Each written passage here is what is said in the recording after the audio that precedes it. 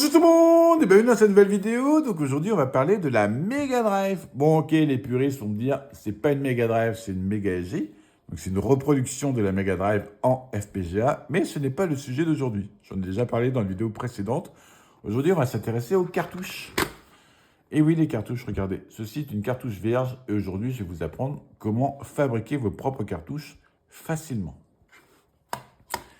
Donc, pour ceux qui débarquent, il faut savoir que j'ai commencé à développer sous SGDK, donc commencé à développer des petites conneries sur Mega Drive, rien de commercialisable, hein, juste vraiment pour mon délire personnel. J'ai commencé à développer des petits jeux, des petits trucs. Voilà, pour l'instant, c'est surtout du prototypage, on va dire.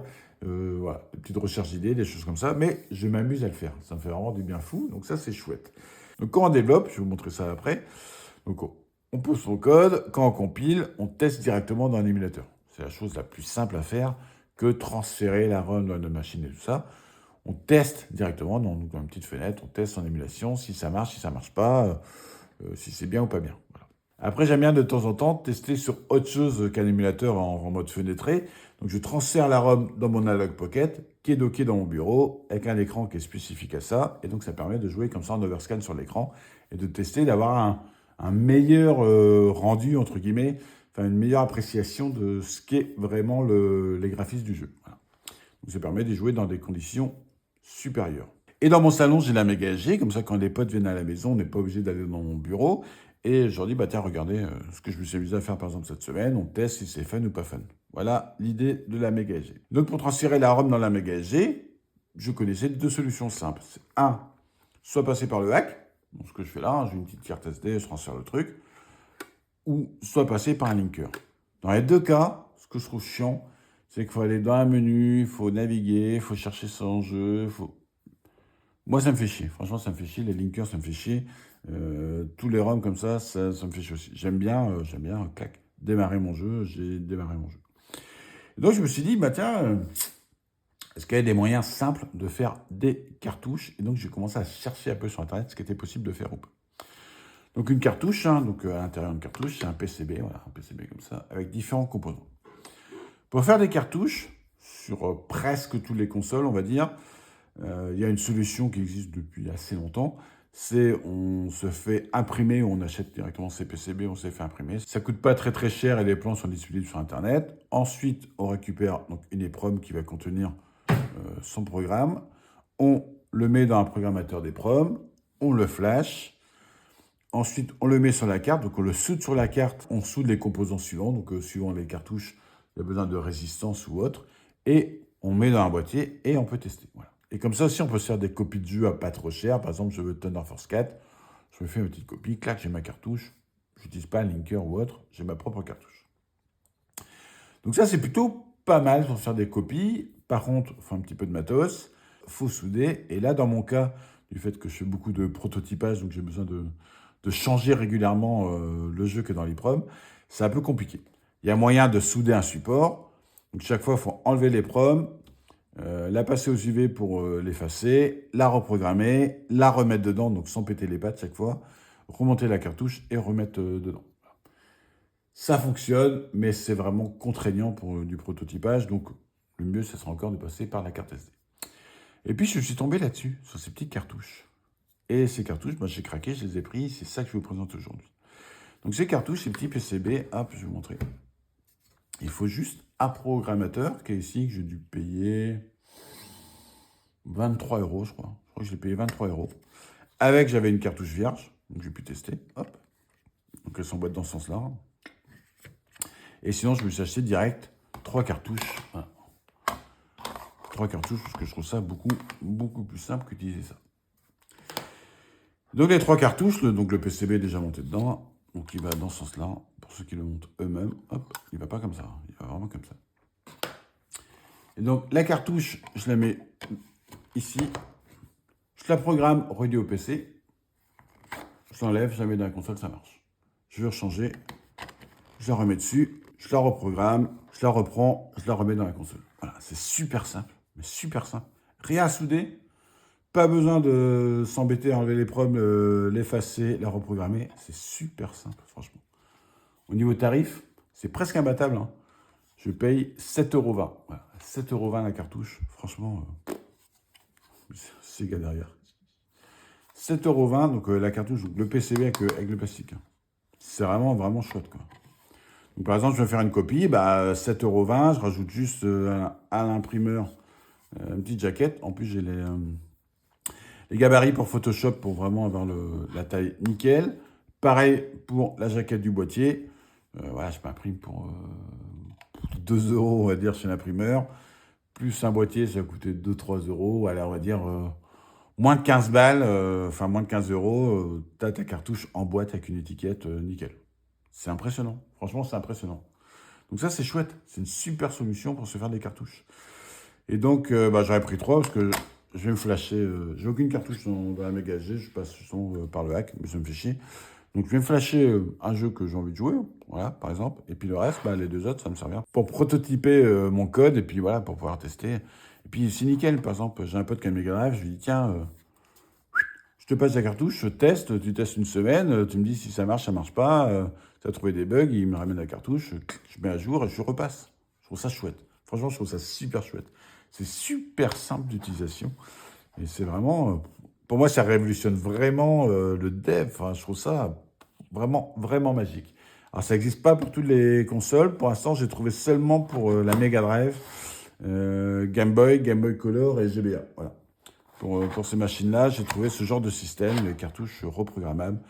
Ils annoncent qu'elles sont reprogrammables environ 1000 fois. Voilà. On verra si ça dure autant ou voire plus, parce que souvent, c'est mis à la baisse par sécurité. Mais en tout cas, 7,20 €, c'est nickel. Franchement, c'est du pur bonheur. Allez, on va passer dans mon bureau. Je vais vous montrer comment ceci fonctionne. C'est parti.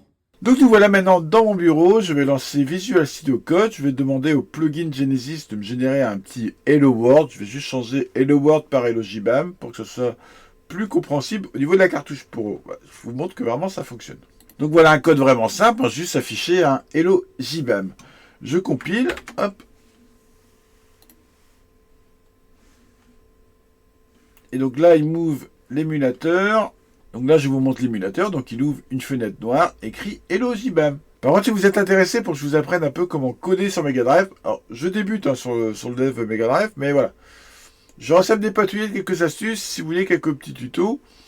Ça peut être envisageable début 2025, si vous voulez que je vous fasse quelques petits tutos sur comment bosser comme ça sur la Mega Drive. C'est vraiment fun à faire. En tout cas, mon code il est fait. Maintenant, je vais lancer le programme pour flasher les cartouches. Donc voici le programme. C'est vraiment un programme super simple, c'est une interface. Donc il y a différentes informations. Ici, on peut avoir des informations sur sa cartouche. Ici, on peut lire une cartouche. Donc vous pouvez par exemple mettre une cartouche d'un jeu original dedans et faire une copie. Faire une copie en ROM. Ça peut être pratique. Ici, ce qui nous intéresse, c'est on va pouvoir copier dedans un jeu. Donc je vais copier 2 jeux différents et je vais copier sur l'autre notre Hello JBAM. Ici, on va pouvoir lire la sauvegarde qui est dedans. Voilà. Quand on démarre, donc il prend la pile de sauvegarde, on va pouvoir lire la sauvegarde. Et là, on va pouvoir réécrire la sauvegarde. Et ça, c'est plutôt pratique, puisque normalement, je ne l'ai pas testé, c'est pour ça que je dis normalement, mais si c'est comme pour la Super Nintendo, par exemple, avec la Super NT, ce que j'avais fait, c'est pour changer les piles des cartouches. J'ai mis la cartouche, j'avais fait justement une sauvegarde de la RAM qui contient justement l'information du jeu. Tant que j'avais stocké, j'avais dessoudé la pile, j'avais mis notre pile, et j'avais réinjecté la RAM, comme ça. Et donc, du fait que la cartouche est alimentée, ça avait réinjecté sur la pile de sauvegarde. Donc, ça va être pratique pour dumper vos sauvegardes, remettre d'autres sauvegardes, pas obligé les votes, ou remettre vos sauvegardes et changer les piles. Voilà, ça peut être pratique pour ça. Là, ce qui nous intéresse, c'est l'écriture de ROM. Alors moi, je le débranche avant de brancher. Voilà. Je préfère. Maintenant, chacun voit. Hop. Je mets la première cartouche. On va déjà flasher notre Hello JBAM. Hop. Donc on va aller ici. Mince, vous voyez pas la deuxième fenêtre? Ouais, parce que là, je capture en mode fenêtré et pas en mode écran, parce que j'ai pas branché mon deuxième écran. Enfin, il sert pour un Mega Drive, justement. C'est pas grave. Je vais juste chercher la ROM, donc qui est en format bin. C'est un rom.bin et c'est mon Hello JBAM. Et là, il écrit. Hop. Donc, il a effacé la cartouche. Il a écrit la cartouche. Il a vérifié. Et c'est OK. Donc là, sur cette cartouche, on va la mettre après dans dans la console, on va déjà flasher les 3. Dans cette cartouche, il y a Elogibam. Deuxième cartouche. Allez, on va mettre Thunder Force 4.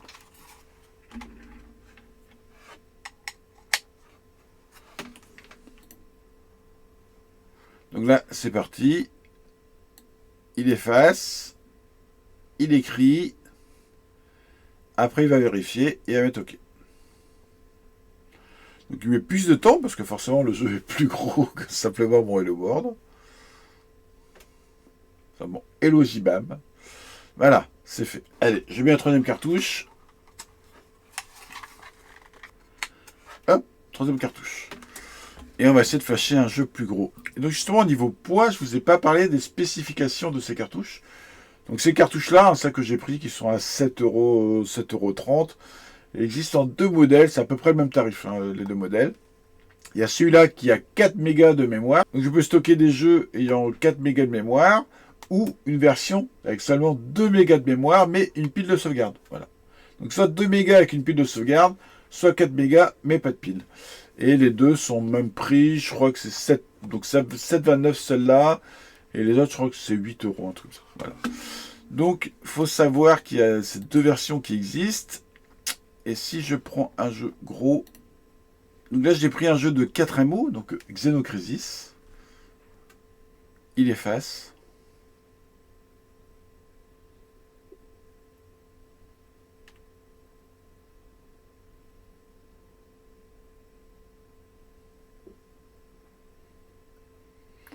Donc là c'est un gros jeu. Je ne sais pas si sur Mega Drive il y a des jeux plus gros que 4 MO, je ne sais pas du tout. En tout cas c'est un gros jeu, donc là je le flash et on va voir si ça fonctionne. Donc là je vous laisse le flash en temps réel pour que vous vous rendez compte un peu de la durée, mais franchement c'est que dalle et c'est vraiment, vraiment nickel de pouvoir faire comme ça ces cartouches à vraiment un tarif plus que correct, franchement plus que correct. On fait sa petite cartouche, sa petite boîte et tout ça pour que dalle quoi. Bien, je vais vous montrer ça le temps que ça flash.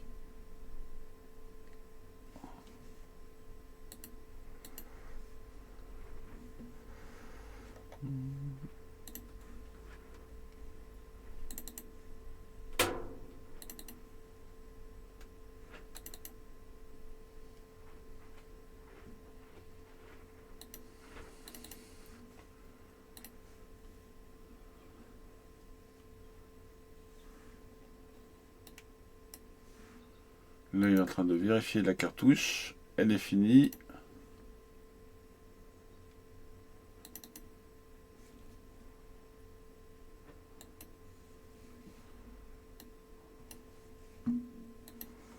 Hop, bon, j'ai pas eu le temps de vous montrer ce que je voulais. C'est fini. Je vous montre vite fait.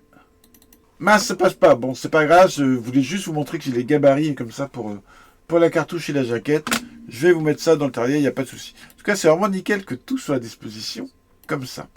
Bon, maintenant, dernière étape, on va tester le jeu sur la Mega SG. Donc voilà, la Mega SG est branchée. J'allume. Ça lance direct le jeu. Bon, ma carte d'acquisition met un petit peu de temps à récupérer le signal. Vous allez voir, le jeu, il se lance. Voilà. Voilà. Je peux jouer avec Xenocrisis qui fait 4 MO. Bon, Xenocrisis, c'est un petit studio, il faut les soutenir, il faut les acheter. Hein. Je vous ai déjà montré que j'ai acheté le jeu. Hop. Ça fonctionne. J'enlève la cartouche. Je mets, hop. Deuxième cartouche. Je démarre. Donc c'est instantané, apparaît sur la télé. Hein, là, c'est juste ma carte d'acquisition qui est un petit peu lente. Voilà. Thunder Force 4.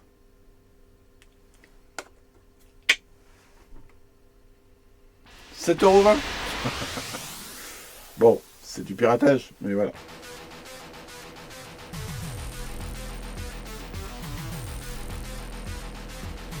Le son me paraît un peu faible. Je sais pas pour vous, en tout cas, c'est pas grave. Et la chose la plus importante pour moi,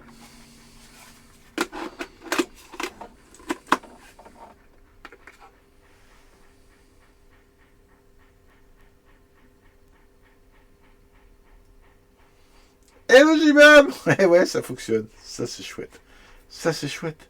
On peut comme ça se faire des prototypages de jeux. Et ça, c'est vraiment super chouette. Donc voilà, c'est tout pour cette vidéo. Donc voilà une solution plutôt sympa. Alors je sais pas s'il existe d'autres solutions, mais celle-là me convient nickel. Ça vaut que dalle. Ça vaut 7,20 €. Je peux réécrire 1000 fois. Donc ça c'est chouette. Je peux comme ça prototyper mes délires. Voilà. Je trouve ça chouette. Franchement, je trouve ça super chouette. Ça m'éclate vraiment de pouvoir faire ça. Je vais vous mettre le lien dans le descriptif de la vidéo. Donc, comme chaque fois, j'ai aucun partenariat. J'ai juste découvert ça et je vous partage cette solution. Je trouve ça plutôt, franchement, je trouve ça chouette. Donc, aussi bien pour, entre guillemets, du piratage, si vous voulez pas passer par un linker, parce que pareil, je suis pas très fan d'un linker, tout ça. Donc voilà, vous faites seulement votre cartouche du moment, au pire 2-3 cartouches, les jeux que vous jouez actuellement. Quand vous avez fini le jeu, clac, vous le reflashez. Je trouve ça nickel. Vous démarrez dans ce jeu, pareil, si vous avez des gosses, pas besoin d'un linker, d'aller fouiller dans les menus, tout ça, clac, la cartouche, il démarre la console et joue. Franchement, je trouve ça nickel.